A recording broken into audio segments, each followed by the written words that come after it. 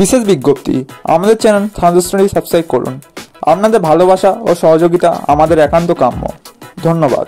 বন্ধুরা, সকলকে স্বাগত আমাদের গল্পের দুনিয়ায়। আজকে আমাদের গল্পের চ্যানেলে উপস্থাপনা হলো গাছে কাঁঠাল গোফে তেল নামক অসাধারণ হাসির গল্পটি।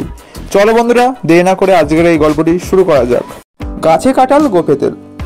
গোপালের পাশের এক প্রতিবেশীর নাম কেদার। তার বাড়ির উঠানে কাঁঠাল গাছ ছিল।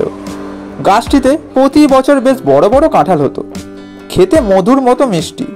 কিন্তু একটা কাঁঠালও সে কাউকে দিত না।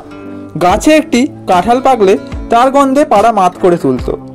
গোপাল যাচ্ছিল কেদারের বাড়ির সামনের রাস্তা দিয়ে।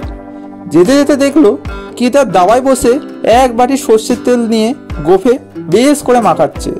তাই দেখে গোপাল জিজ্ঞাসা করলে, কি হচ্ছে কেদার ভাইয়া? কেদার বলল, গাছের বড় কাঁঠালটা পাকবে মনে হচ্ছে, তাই গোপে তেল মাখাচ্ছি। কাল সকালে ওটাকে নিয়ে জল যোগ করবার ইচ্ছা আছে।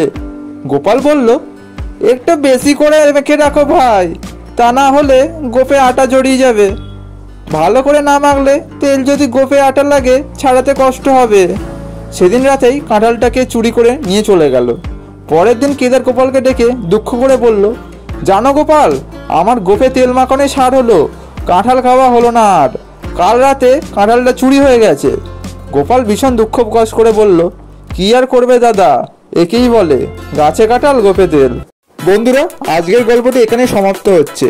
গল্পটি কেমন লাগলো ওটাও অবশ্যই কমেন্ট করে জানাবেন, এবং গল্পটি কে অবশ্যই শুনেছেন আগে অবশ্যই কমেন্ট করে জানাতে ভুলবেন না। দেখা হচ্ছে পরবর্তী ভিডিওতে। ততক্ষণ ভালো থাকুন, সুস্থ থাকুন, আমাদের চ্যানেলের পাশে থাকুন। ধন্যবাদ।